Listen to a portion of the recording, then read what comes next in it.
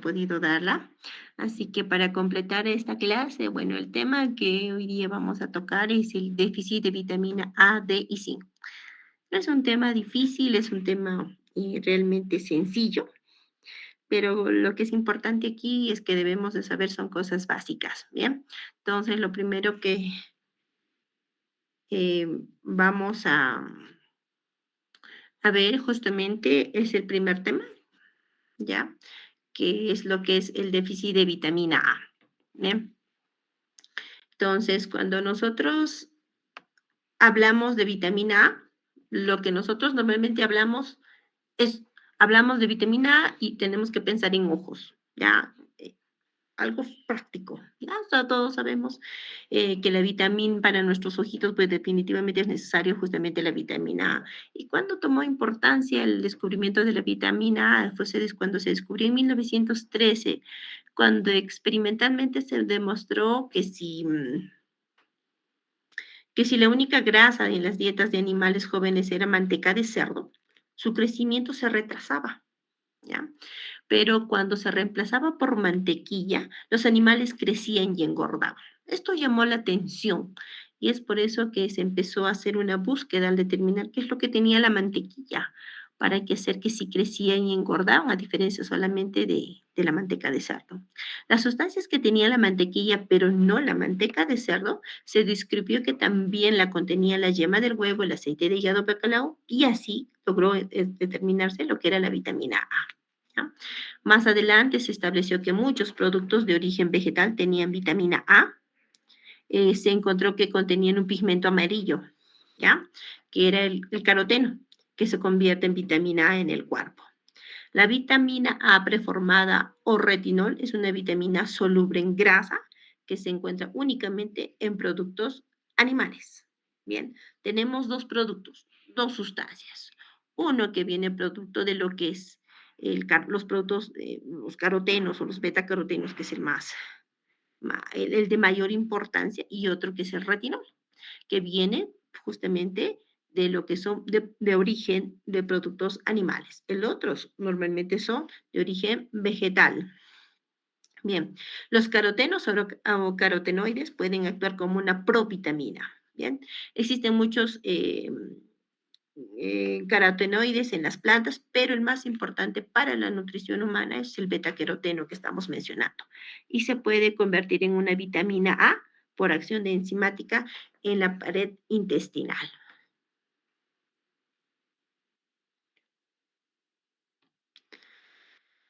Bien, nosotros cuando hablamos de vitamina A, tenemos, como les dije, hablar dos, lo que es retinol o vitamina A, y el otro que viene a ser los carotenos como provitamina A. Dentro de este porcentaje, los que tienen mayor biodisponibilidad es el retinol, ¿ya? Entonces, a diferencia de los carotenos, solo el 40% de los carotenos van a formarse en retinol y el otro 60% van a actuar como antioxidantes, ¿ya? Todo esto viene de la dieta prudente, una nutrición óptima, siempre y cuando tengamos estas condiciones, ¿no? Y nos van obviamente a ayudar a hacer lo que es la prevención de enfermedades crónicas. Entonces, como les mencionaba, tenemos los retinoides y los carotenos. Los retinoides tienen mayor absorción, es un 80-90% por transporte activo en presencia de grasa y bilis y prevé solubilización en micelas. Unidos a es decir, ingresan y se unen a los kilomicrones y si van a ingresar a la linfa, hasta la sangre, donde son transportados por la proteína transportadora de retinol y que tienen gran almacenamiento a nivel del hígado. ¿Bien? A diferencia de lo que son los carotenos, se absorben en mayor en proporción, en un 50-60% por difusión pasiva y la biodisponibilidad mejora sensiblemente con el cocinado y la combinación con otros alimentos. ¿Bien? Es decir, ahí ya hablamos la clásica zanahoria, por así decirlo. Entonces, esto es lo que pasa en esta imagen, ¿no? Las vitaminas ingresan, en este caso, por ejemplo, cuando es el alimento rico en grasas, el retinol ingresa justamente a lo que es la pared intestinal, ingresa por medio de micelas y va a ir a lo que son, se va a unir a los kilomicrones y van a ir directamente a la linfa. A diferencia de lo que son los carotenoides o los solubles en insolubles, eh, o los solubles en agua, lo que van a ingresar al intestino, y estos más bien van a ingresar a la vena porta. Ese es el mecanismo de la fisiopatología de la vitamina A, como la fisiología, perdón, de la vitamina A. ¿Bien? Entonces, la actividad vitamínica de la vitamina A se va a medir en equivalentes de retinol. ¿Ya? En mucha bibliografía que ustedes podemos revisar, antiguamente a la vitamina A se utilizaba los términos de eh, unidades, ¿ya? Internacionales. Actualmente utilizamos esta referencia de equivalentes de retinol, donde un equivalente de retinol, es decir, el equivalente de retinol es igual a un microgramo de retinol, donde un equivalente de retinol equivale a 12 microgramos de betacaroteno y 22 microgramos del resto de carotenoides de provitamina, ¿ya? Esto según lo que es en el 2001. Recordemos algo que es importante, ahí los carotenos normalmente tienen baja absorción, ya y una actividad menor de lo que es el retinol en sí. Entonces, ¿y por qué es importante hablar justamente de la vitamina A y hablar del déficit de la vitamina A? Que todo lo que estamos hablando. Porque la vitamina es un nutriente esencial, necesario en pequeñas cantidades para el normal funcionamiento. ¿Dónde? Principalmente, como les dije, ojos, es decir, sistema visual, ¿bien? Pero no solamente en ellos. ¿En qué lugares, en qué momentos es importante? En un adecuado ingesta de vitamina A o, en este caso, concentración de vitamina A adecuada en el crecimiento y desarrollo. En aquellos momentos de la vida donde tenemos un crecimiento acelerado, donde estamos frente a infecciones, por ejemplo, y por ejemplo, en este caso, un prematuro, es importante la vitamina A en los niños exactamente, porque recordemos que tenemos una velocidad de crecimiento mayor que en relación obviamente en un adulto, ¿no? La integridad celular epitelial, es decir, es importante porque cumple una gran función, ahora lo vamos a hablar, en la producción de los glóbulos rojos, en la función inmune. Si se ha comprobado que es muy importante la vitamina A, pues nos ayuda a mejorar en nuestra respuesta frente a infecciones normalmente de función de la inmunología innata y en la reproducción también. Entonces, la definición de vitamina B, de la vitamina A, se define en niños en edad preescolar. De antaño se sospechaba que el antecedente de ceguera nocturna, y empezó, ¿no? Antiguamente se sospechaba que la ceguera nocturna era un indicio de vitamina A. Sin embargo, en la actualidad, la medida es bioquímica, es importante para determinarla. Las concentraciones séricas de retinol de 0,7 micromoles o, que este es más importante, 20 microgramos por decilitro se consideran déficit de vitamina A. Antiguamente pensábamos, ceguera nocturna, déficit de vitamina A. No, actualmente no es siempre en este punto, sino simplemente tener concentraciones menores a 20 microgramos por decilitro nos hace definirlas como déficit de vitamina A. Bien. En cuanto a lo que son las causas es normalmente primaria de la déficit de vitamina B es la ingesta dietética inadecuada, especialmente con las dietas de mala calidad o diversidad. La presencia de infecciones frecuentes es otro punto, es decir, si yo no consumo, recordemos, normalmente este déficit de vitamina A es en lugares donde tenemos poca ingesta de carnes. Lo dijimos, el retinol viene normalmente de origen animal. Bien.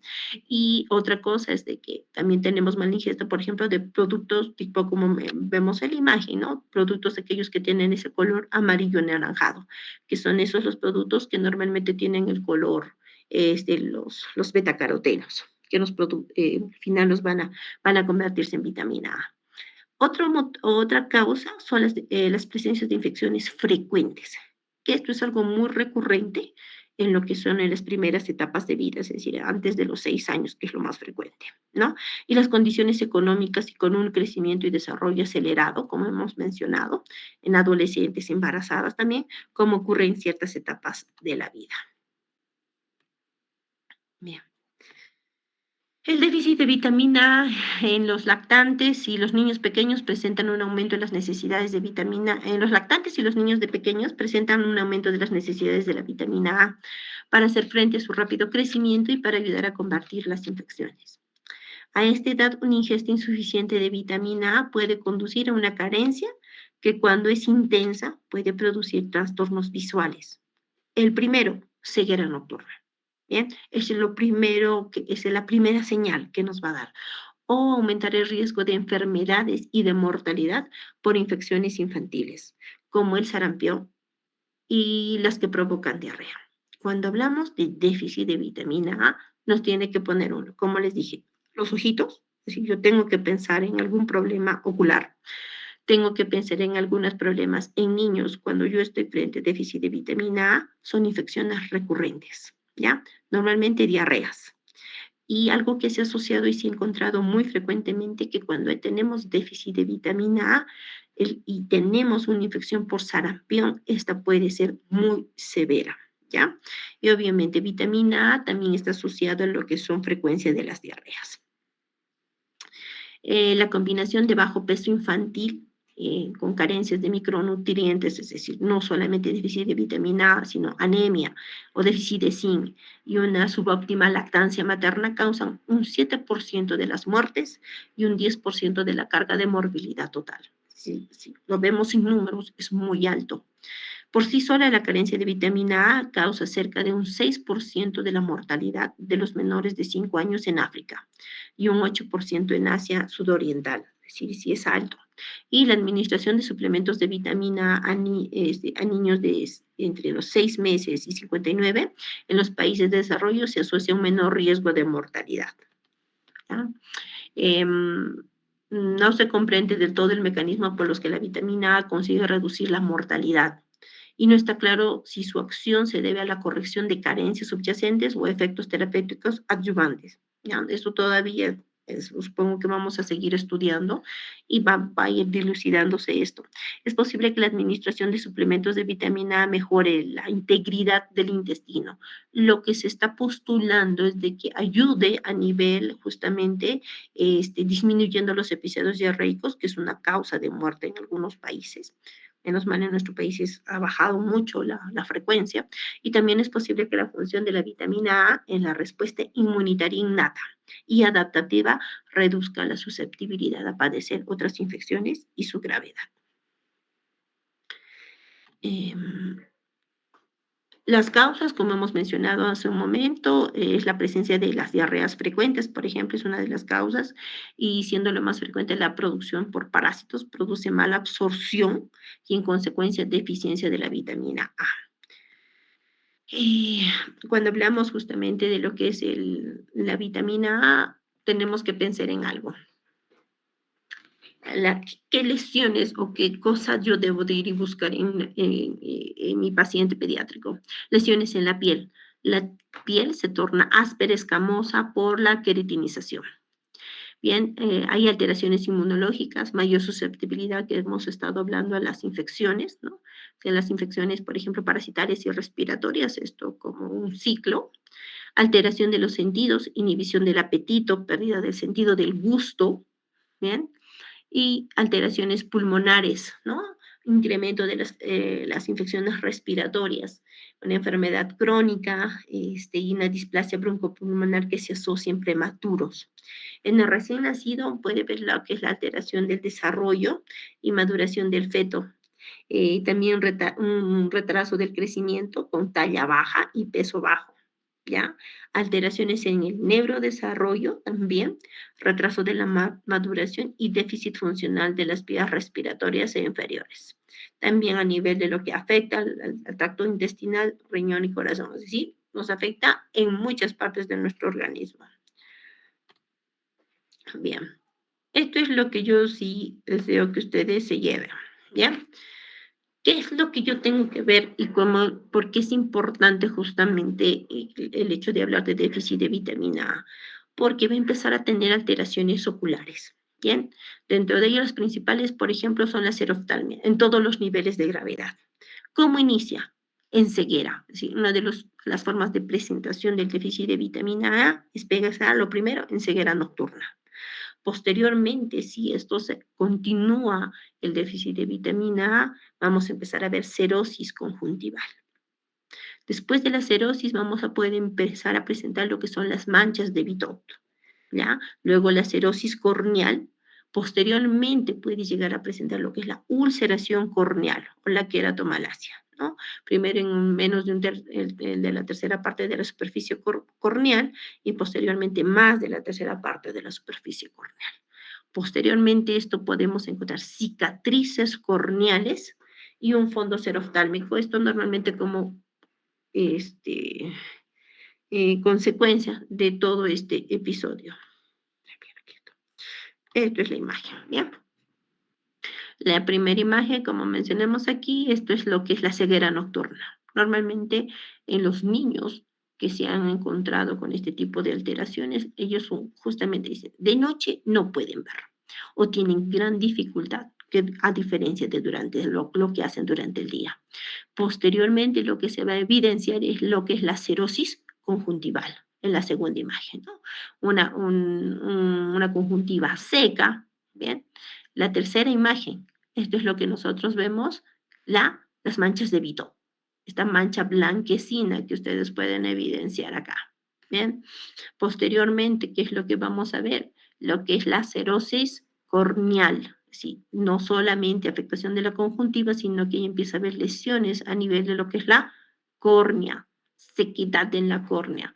Posteriormente, las famosas úlceras, ¿no? Que pueden, como hemos mencionado, la tercera parte de la córnea o más allá de la tercera parte. Y finalmente, lo que son las cicatrices.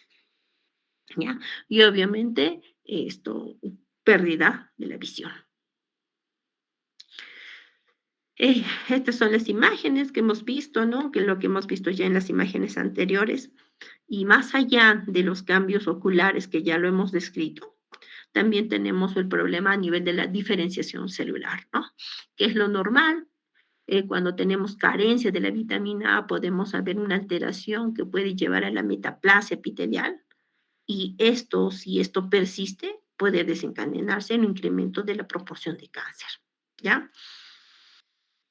Entonces, cuando la clasificación del déficit justamente lo ha dado lo que es la Organización Mundial de la Salud, y donde ha hecho una clasificación, ¿no? La concentración normal es que tengamos un retinol mayor de 30, ¿ya? Eso es normal. En de 20 a 29,9 es un riesgo de deficiencia, y lo que hemos hablado, menos de 20 concentraciones deficientes. Y por debajo del 0,70 ya es muy bajo, ¿no? El retinol plasmático se puede medir por los siguientes métodos, ¿no? Es decir, que es importante con que yo hago la medición justamente de esto, con un acoplamiento inductivo del plasma, un método espectrofotométrico de BCI o una cromatografía líquida de alta resolución.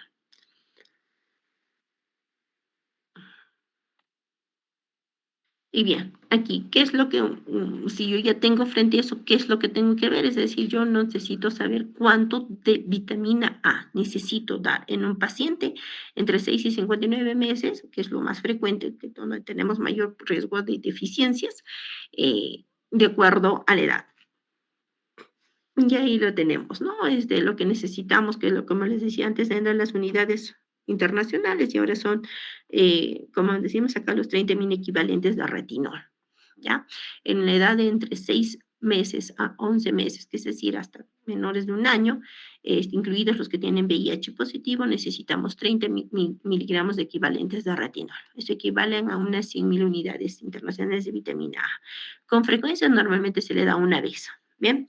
Vía oral, preparación líquida, puede ser a base de aceite, y a diferencia de lo que son en los 12 meses a 59 meses de edad, son 200 unidades o es el doble, ¿no? De 60.000 equivalentes. Esto normalmente lo repetimos cada 4 a 6 meses. Lo normal es cada 6 meses. Bien. Y en esta imagen lo que podemos observar es más o menos la cantidad recomendada, ¿no? De lo que son, lo que estamos hablando. Por las diferentes etapas de vida, los 6 meses, ya no solamente aquí, sino también nos menciona a los adolescentes que están en crecimiento rápido también, en los adultos, en las mujeres embarazadas. Esto para que lo puedan revisar. Y bien, el otro tema justamente es lo que hablamos del déficit de vitamina D, o deficiencia de la vitamina D. Y bueno, si hablamos de la deficiencia de vitamina D, yo tengo que hablar del sol, así de sencillo.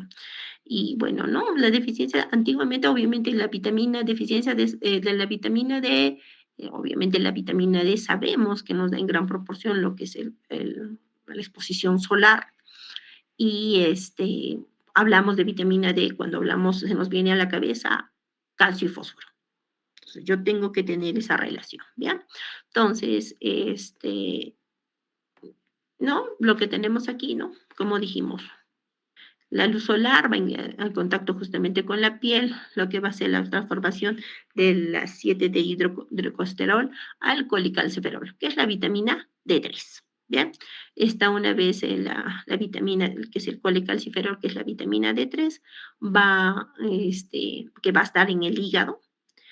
Posteriormente va a sufrir una pequeña transformación en lo que es el riñón, donde se va a formar la 25-hidroxicalciferol, que es poco activo, y posteriormente va a formarse a nivel renal, la que es 1,25 de hidroxicolecalciferol, que es la forma activa, ¿no?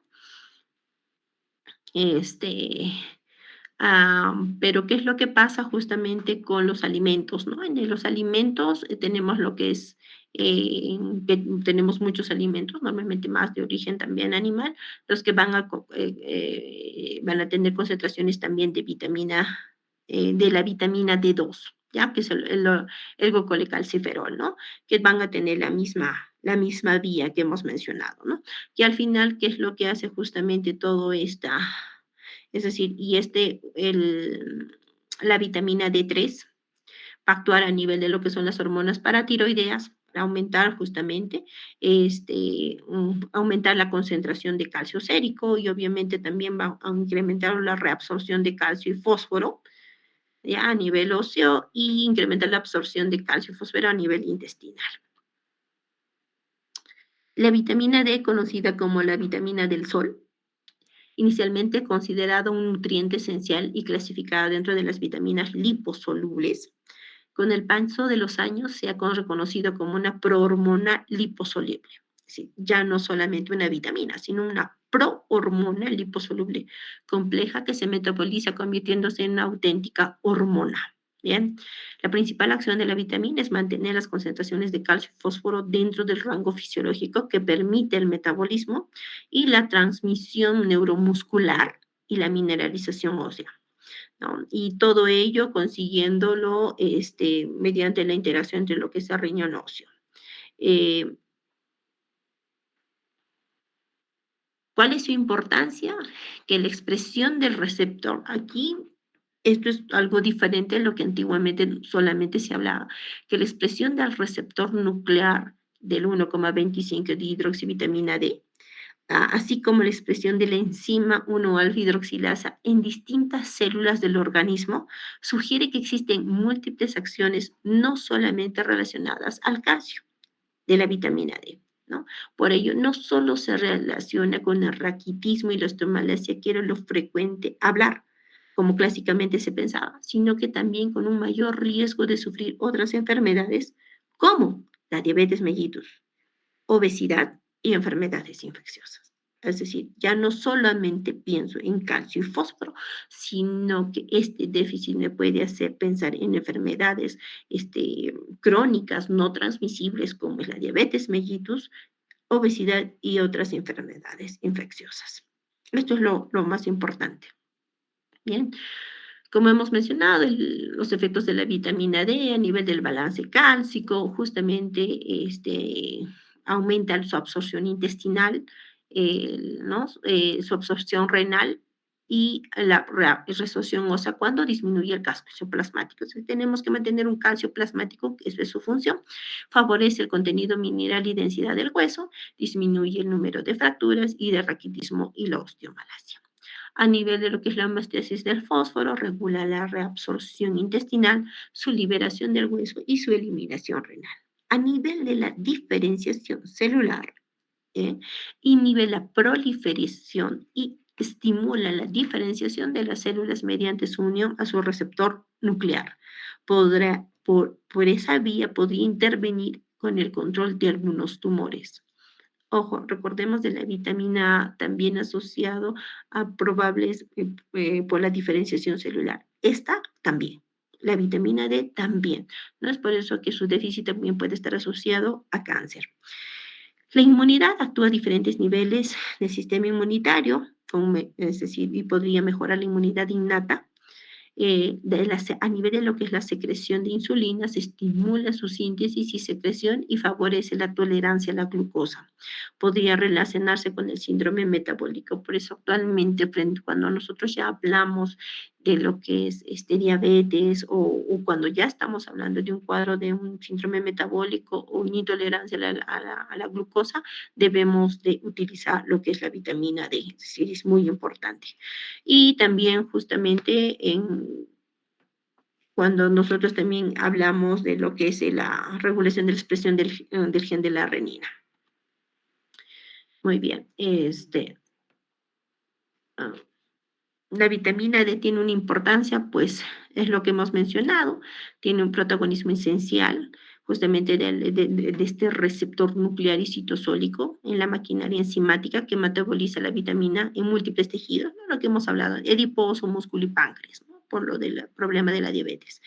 El rol de relacionado con la regulación de más de 200, algunos ya hablan hasta 300 genes.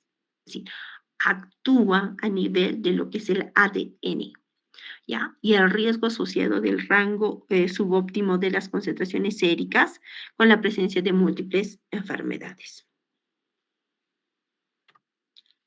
El nivel óptimo de vitaminas D sigue siendo todavía algo controversial. No se han establecido exactamente parámetros, pero los términos de deficiencia o insuficiencia no conducen a una enfermedad clínicamente manifiesta, excepto tal vez hablar, en este caso, de lo que hablábamos, ¿no? De lo que a la raquitismo, osteomalacia, como ocurre con otras enfermedades, ¿no? Ya que no solo se trata de una vitamina como tal, sino se trata de una hormona implicada en un sistema endocrino complejo, que es lo que hemos hablado, ¿no?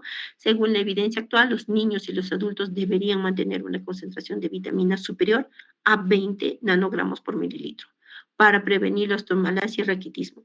Esto exclusivamente para esto. Y para maximizar el efecto de la vitamina D en otros tejidos, debería conseguirse concentraciones por encima de 30. Entonces, lo ideal que las concentraciones sean por encima de 30 nanogramos por mililitro. Obviamente, de una manifestación un poco más severa, tendríamos que, es decir, para prevenir la osteomalacia y raquitismo, solamente un 20 nanogramos por mililitro. Y en este caso ha habido muchas clasificaciones de acuerdo a la Asociación Americana de Pediatría, consensos globales, donde se habla justamente para la déficit de vitamina D, ¿no? Y justamente tenemos lo que es lo último que justamente se está hablando, que la deficiencia que hemos dicho es menor a 20, en la insuficiencia entre 20 y 30 y lo que es óptimo mayor de 30, ¿no? Y obviamente también tenemos todo lo contrario, la intoxicación que normalmente es más de 100. Esto según de acuerdo a los diferentes estudios que se han hecho, ¿no? Y bueno, ¿no? Si hablamos justamente de déficit de vitamina D, tenemos que hablar de osteomalacia, raquitismo, ¿no? Osteomalacia es la consecuencia de una alteración de la mineralización de la matriz ósea que conduce al acúmulo de osteoide no mineralizado y disminuye la resistencia del hueso. Cuando el trastorno de la mineralización se produce en niños, se afectan las placas epifisiarias de crecimiento y aparece lo que es el raquitismo. No, bueno, y de cuáles son las características principales del raquitismo, ¿no? Lo primero que van a llegar a presentar puede haber dolor en los huesos y sensibilidad en los brazos, las piernas, las pelvis y la columna vertebral, ¿no? Disminución del tono muscular y la debilidad que empeora. Puede haber deformidades dentales, incluyendo la formación retardada de los dientes, los defectos de la estructura del diente, agujeros en el esmalte y aumento de las cavidades, es decir, caries dentales, ¿no? Crecimiento deficiente, aumento de las fracturas óseas, calambres musculares, baja estatura y deformidades esqueléticas, ¿no? Dentro de ellos lo que es las piernas arqueadas, protuberancias en la parrilla costal, que es el rosario costal, el esternón que se empuja hacia adelante, que es el pecho de paloma que puede presentarse, pero no como manifestación única, ¿no? Una manifestación única del pecho de paloma no me puede ser pensar solamente en raquitismo, ¿no? Eso también puede ser aislado. Y algunas deformidades pélvicas y a nivel de lo que es la columna vertebral. En las causas del déficit de la vitamina A, la síntesis cutánea inducida por las radiaciones ultravioletas es la fuente principal de la vitamina D. Como les dije, hablar de vitamina D es el sol, ¿no? Y por lo tanto, la deficiencia de vitamina suele aparecer en individuos con pobre exposición solar. Actualmente estamos en la era eh, de los bloqueadores, de los sombreros. Sí es cierto, ¿no? Porque se ha comprobado también las consecuencias excesivas o en diferentes latitudes de los problemas que puede generar el sol, pero nos hemos ido también al otro extremo, que ya no nos exponemos al sol, ¿no? Recordemos nosotros mismos, muchas veces estamos en clases, en las actividades que ya no nos permiten la adecuada exposición. Y si es bueno, pues, es decir, las exposiciones solares porque estás tomando tu dosis de vitamina D, ¿no? Entonces, eso es importante. Otros factores que pueden conducir a la deficiencia de vitamina D son los tratamientos contra antiepilépticos, ¿bien? Que aceleran el catabolismo de la vitamina D. Entonces, pacientes con tratamientos antiepilépticos deben de recibir una dosis aparte muchas veces de lo que es la vitamina D, sea mayores exposiciones solares o como medicación. Otro motivo son las hepatopatías graves en las que disminuye la capacidad de la síntesis, porque recordemos, es el ciclo normal para tener la forma activa de la vitamina D, y los síndromes de mala absorción intestinal también, y problemas renales, ¿no? La deficiencia de vitamina D en los niños y adolescentes. En las últimas décadas se ha reaparecido el raquitismo por déficit de vitaminas D asociado normalmente al bajo consumo de alimentos fuentes o a la baja exposición solar, ¿no? Es decir, el invierno, la sobrevestimenta o la poca exposición, y también lo que es los bloqueadores. En otro grupo tenemos lo que es la prematurez. eh, en el tercer trimestre de gestación es el periodo más relevante en términos de almacenamiento de masa mineral ósea. ¿Y qué pasa si no se completa? Pues obviamente vamos a tener un déficit, ¿no? Entonces va a haber un riesgo de alteraciones óseas. Es por eso que en pacientes prematuros es primordial lo que es las evaluaciones tanto de calcio, fósforo y la fosfatasa alcalina, que me miden directamente la actividad catalítica a nivel de lo que es el hueso. La obesidad, como hemos mencionado, ¿no? La evidencia en niños prepúberes muestra una elevación inversa entre lo que es las concentraciones séricas de la vitamina D e indicadores de adiposidad, que es consistente con la hipótesis del secuestro de la vitamina E por el tejido graso. Eh, como hemos mencionado, la medicación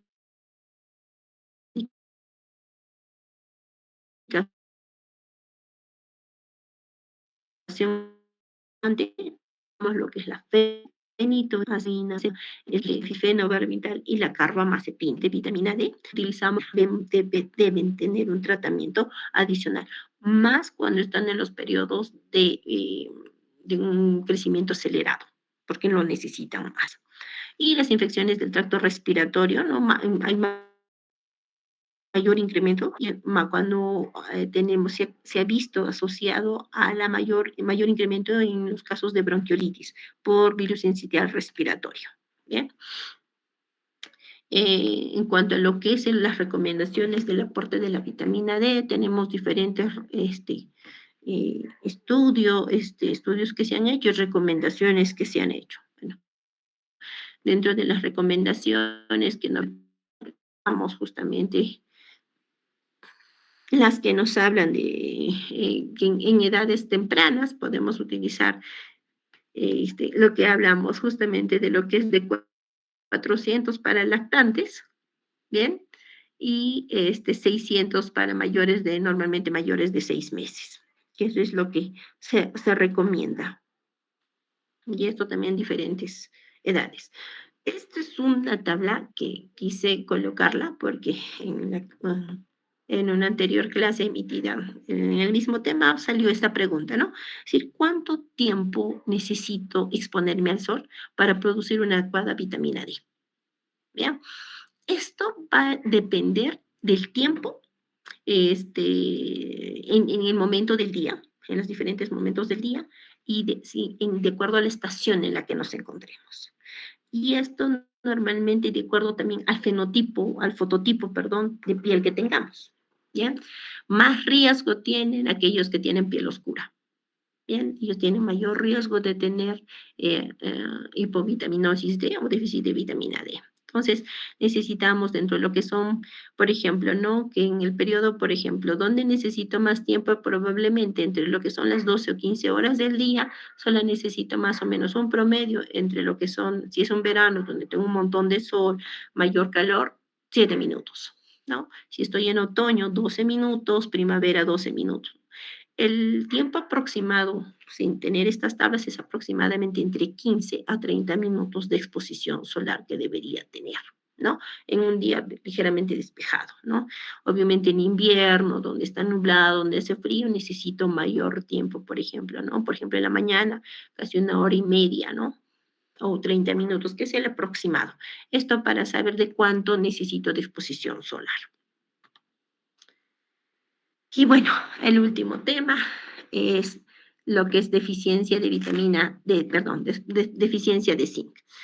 El zinc, así como de la vitamina D, están muy en boga, se habla mucho y se habla realmente por todos lados. Actualmente todo el mundo quiere consumir zinc, porque se ha visto el hecho de que normalmente nuestra dieta es muy carente de zinc y los beneficios que el zinc puede llevarnos a tener. ¿Ya? Entonces, para hablar del zinc, es el oligoelemento intracelular más abundante en el cuerpo humano, cumple funciones catalíticas, estructurales, de regulación, de forma integral de muchos tejidos, con un número de metaloproteínas con actividad catalítica y de cofactores de transcripción, siendo fundamental para la síntesis de moléculas como el ADN. Bien, si recordamos estas tres vitaminas, sea la A, la D y el zinc, tienen función a nivel de la síntesis de lo que es el ADN. Bien, y las proteínas, y no solamente eso, sino de otras proteínas, así como la degradación de estas. Bien, especial interés ha ido tomando es justamente el hecho de poder hablar de lo que es el zinc en los últimos años, ¿ya? Porque cumple un papel primordial a nivel de lo que es el desarrollo y funcionamiento del cerebro, ¿ya? Para evaluar el estado de zinc a menudo se utilizan medidas indirectas. Sí, lastimosamente es bien difícil poder determinar si tenemos una sincemia normal baja. ¿Por qué? Porque la concentración del zinc a nivel sérico solamente representa el 0,1%, ya que la mayoría de la concentración del zinc de nuestro cuerpo están a nivel de lo que es músculo, a nivel de lo que es el hueso y a nivel de lo que es el hígado y en otras proporciones. Es por eso que es difícil determinar realmente la concentración de zinc, porque es muy poca la concentración que se tiene a nivel de lo que es a nivel sérico. Bien. La OMS en su informe que se dio en el 2002, que es uno de los últimos que se ha dado, declarado de que aproximadamente una tercera parte de la población mundial puede tener riesgos de deficiencia severa de este micronutriente. ¿Ya? Las deficiencias moderadas están presentes dependiendo de diferentes regiones del mundo, en un rango entre un 4 hasta 70%, siendo las personas de bajos niveles socioeconómicos las más afectadas. Esto es porque en nuestra dieta normal las concentraciones de zinc no son muy altas y si están altas, están justamente en lo que son los productos de origen animal, es decir, carnes, pescados, marisco, que si hablamos de personas de bajas condiciones o de bajo nivel socioeconómico, son lo que menos consumen muchas veces, ¿no? En América Latina, más del 50% de la población se encuentra en alto riesgo de deficiencia de zinc, siendo mayores en las zonas justamente en las zonas rurales. Okay. Se calcula que la deficiencia de zinc está asociada al 16% de las infecciones del tracto respiratorio superior. Es decir, es bastante importante en relación a los cuadros respiratorios y al 10% de los episodios de enfermedades diarreicas que se presentan a nivel mundial. Bien, cuando hablamos de deficiencia de zinc, lo que tenemos que tener en mente, uno, yo tengo que pensar en lo que es baja estatura. El zinc se ha asociado mucho a talla baja, ¿bien? Eso es lo que yo tengo que pensar, talla baja. Diarreas frecuentes, es por eso que uno de los pilares fundamentales para el tratamiento del- de las diarreas en menores de 5 años principalmente es el tratamiento con zinc, ¿bien? Algunas deficiencias de la inmunidad celular normalmente se conlleva a mayores cuadros infecciosos. eh, Puede generar en el hombre el hipogonadismo y problemas en la piel, como son desórdenes de alopecia y mala cicatrización. Tenemos una enfermedad que es importante, justamente es por un problema genético, es un autosómico recesivo, que es la acrodermatitis enteropática, que justamente es un problema térmico, ya por ausencia de absorción de lo que es el zinc, ¿no? Y con problemas térmicos a nivel de lo que es boca, y lesiones puede ser, ahorita lo vamos a ver, y también está asociado a lo que es el deterioro de las funciones cognitivas. Es decir, eh, puede inclusive estar asociado, se ha comprobado hasta con pacientes con retraso del desarrollo psicomotor. Esto es la acrodermatitis enteropática. ¿Vean? Es un trastorno hereditario relacionado a la mala absorción de zinc, es un desorden autosómico recesivo debido a esta mutación de este gen que codifica el transportador del zinc, ¿no? Caracterizada por una dermatitis periorificial, acral y alopecia y diarrea. ¿Sí? Pues si tenemos estos casos normalmente bien característicos, obviamente tiene que ser un diagnóstico eh, eh, como les digo, voy buscando otras causas, ¿no? Porque esta imagen que ustedes pueden ver aquí, puedo yo pensar con esto hasta un prurigo, perdón, un impétigo o unas lesiones de dermatitis atópica impetiginizada, da la impresión, pero este es caso de un niño de 6 meses que presentaba un cuadro persistente de diarreas, ¿no? Muy recurrentes, asociadas justamente a este tipo de lesiones, ¿no? Que no solamente las tenía a nivel orificial, como lo vemos en la boca, sino también en las zonas de pañal. Y el zinc también, como hemos mencionado, está relacionado a las alteraciones en la inmunidad innata y adaptativa, es decir, cumplen un rol muy importante, como es en la producción de citoquinas, como las interleucinas 1, interleucinas 6, 1B y el factor de necrosis tumoral. La regulación de la capacidad de respuesta de las células natural killer, que son fundamentales en la eliminación de células dañadas o cancerígenas. Ojo, aquí también está relacionada al cáncer. ¿Bien? Cuando este déficit es persistente y con muy bajas concentraciones de zinc. La maduración de las células dendríticas y la expresión de moléculas del complejo mayor de histocompatibilidad, ¿no? Y maduración de las células T y B, y la producción justamente de inmunoglobulinas.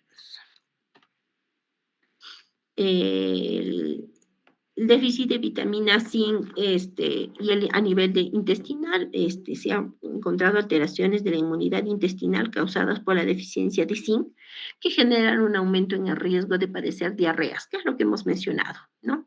De origen infeccioso y que pueden, y mayores complicaciones en enfermedades intestinales inflamatorias. No es muy común en nuestro medio, pero también tener en consideración que está asociada a lo que son las enfermedades celíacas y la enfermedad de Crohn. Como hemos mencionado, el déficit de zinc sí está asociado al hecho de que podamos padecer de cáncer también, porque actualmente gracias a los avances que se han ido realizando, se ha visto que tiene un papel fundamental en el mecanismo de proliferación celular y la apoptosis. El zinc, al unirse a residuos de los aminoácidos, que son la cisteína y la histidina de algunas proteínas, les permite la adecuada conformación de dominios específicos llamados los dedos de zinc, así como lo ven en la imagen, que actúan como sitios de unión a ácidos nucleicos, entonces otras proteínas e incluso lípidos, pudiendo así cumplir funciones biológicas relacionadas con el crecimiento celular, el desarrollo sexual y el crecimiento neuronal. Los receptores de las hormonas esteroideas, por ejemplo, tienen estructuras de esta naturaleza, ¿bien? Que permiten la unión del ADN de estos importantes tejidos. Bien.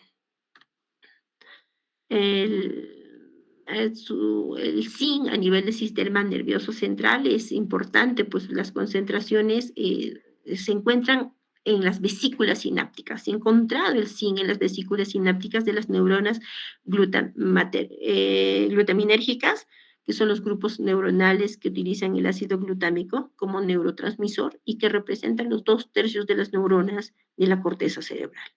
Bien, estas neuronas tienen una función importante en la potenciación de la memoria, nos ayudan, es por eso que es importante, y el aprendizaje. ¿Ya? Y es por ello que muchos estudios relacionan la deficiencia de zinc no solo con enfermedades degenerativas, sino con el retraso cognitivo en niños y adolescentes. A nivel de lo que es a nivel intraútero en el feto, normalmente el zinc es esencial para el desarrollo del crecimiento normal del feto. Según algunos estudios que se han realizado, las gestantes con déficit de zinc pueden llegar a presentar abortos, malformaciones, del tubo neural, prematuridad, bajo peso al nacer, ¿ya? Restricción del crecimiento, es decir, los famosos RCU, deficiente desarrollo neuronal y mayores enfermedades, muchas veces al nacer, tipo sepsis, ¿no? Entonces, por eso es importante justamente también el poder considerar que el zinc deba ser un nutriente esencial en las gestantes por todos estos problemas que nos pueden conllevar al momento del nacimiento y también postnatal. En el crecimiento, ya, esto es algo que se habla mucho de lo que es el zinc y la talla. Cuando hablamos de zinc y crecimiento, en una de las últimas menciones que ha dado lo que es la OMS, en el 2013, menciona que una dosis de zinc de 10 miligramos administrados durante 24 semanas incrementa alrededor del 0,37 centímetros de altura en los niños que lo recibieron. Esto es en un estudio que se ha hecho en comparación a aquellos que no lo hicieron.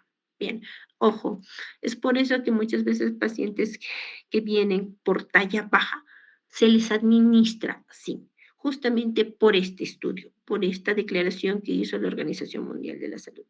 Pero es importante indicar que si se van a dar cuenta, es poco el crecimiento que se da y tampoco lo podemos utilizar durante un periodo tampoco largo. Bien, entonces, si se dan cuenta, son 24 semanas y es menos de 0,5. Aquí la indicación es de ver que no es de que yo te voy a indicar sí y voy a crecer 1, 12, 3 centímetros. No, ¿ya? El sí también ha estado relacionado a lo que son los problemas mentales, ¿Con cuáles? Depresión y ansiedad. Se ha demostrado que los pacientes con trastornos afectivos primarios tienen bajos niveles de zinc plasmáticos, pero aún no se está indicando como tratamiento alternativo para este tipo de problemas mentales, ¿no? Entonces, si estamos hablando justamente del déficit de zinc, yo tengo que pensar quiénes me otorgan justamente el zinc, ¿no? En relación a lo que ya hemos hablado, ¿no? El zinc se encuentra en abundantes cantidades en alimentos de origen animal. Si se van a dar cuenta, el resto también los tiene en ese tipo de alimentos, ¿no? Aquí tiene algunas proporciones, por ejemplo, la carne de vacuno y de porcino son las que más nos proporcionan tal vez zinc, el pollo, el pescado y algunos vegetales, normalmente cereales integrales son los que nos van a entrar y algunos frutos secos. Sin embargo, la biodisponibilidad es mayor en los alimentos de origen animal. Bien, ya que además de contener zinc, también nos van a ayudar justamente en proporcionar cantidad necesaria de lisina que permite su solubilidad y buena absorción. Bien, la biodisponibilidad del zinc en los cereales, leguminosas, tienen un alto contenido de ácido fítico, ¿ya? Por lo que su absorción de zinc y otros oligoelementos es inhibida. Entonces, esto no nos ayuda, por eso es una menor biodisponibilidad, porque al final van a terminar eliminándose en las heces. La biodisponibilidad y la absorción del zinc en la dieta se establece por la relación molar fitato-zinc, ¿no? Es decir, cuanto más fitato tenga, menor absorción de zinc voy a tener. Entonces, cuando es superior a 20, se asocia a una mala absorción de este micronutriente. Bien. Y se ha hecho en algunos estudios, se ha comprobado que en América Latina y el Caribe se calcula que esta relación molar de consumo fitato y zinc es de aproximadamente del 21.1. Es decir, por lo que tenemos un alto porcentaje que nosotros tengamos bajo riesgo, es decir, deficiencias de zinc. Los requerimientos, aquí los tenemos. Para niños entre 6 meses y 11 necesitamos de 4 a 5 miligramos, de 1 a 3 años de 3 miligramos, mayores de 13 años de 6 a 9 miligramos y como quedan según el cuadro. ¿Ven?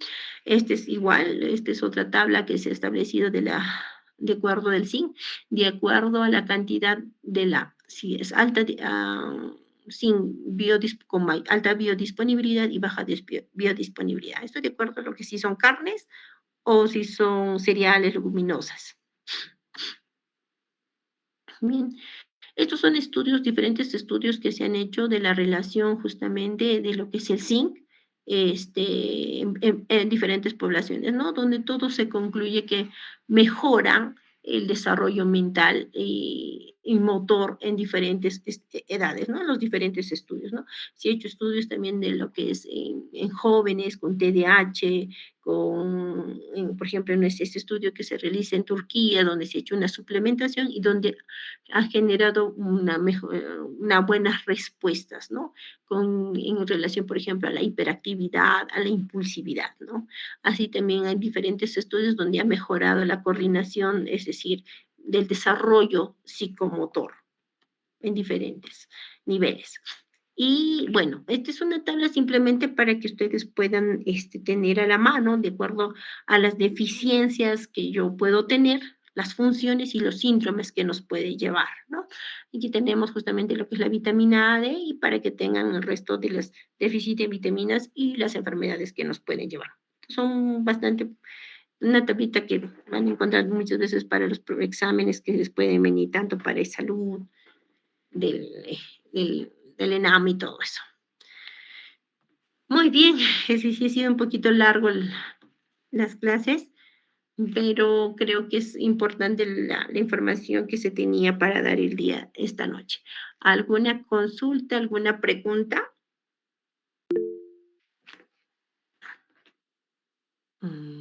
Sí, Raya. Doctora, buenas noches. Sí, tenía una duda con respecto al zinc. Bueno, he visto que la administración y los requerimientos, como ha mencionado, es a partir de los 6 meses.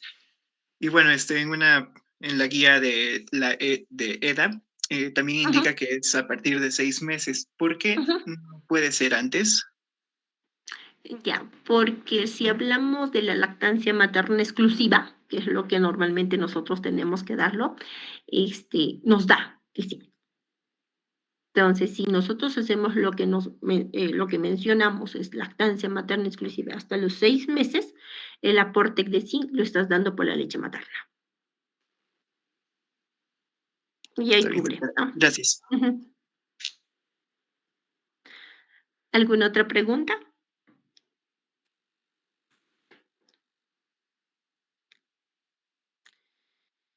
Bien. Me gustaría, por favor, Noemí, si le llamamos la lista, por favor, son 21 ahorita, incluyéndome. Por favor. Está bien, doctora. A ver.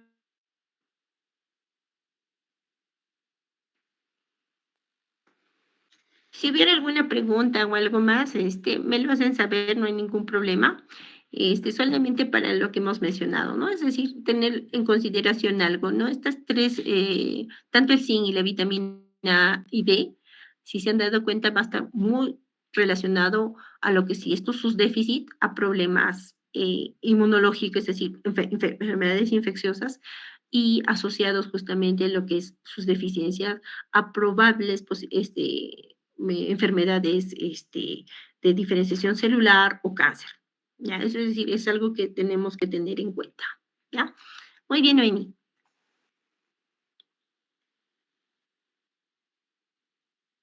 Voy a proyectar la lista, doctora. Ya. A ver.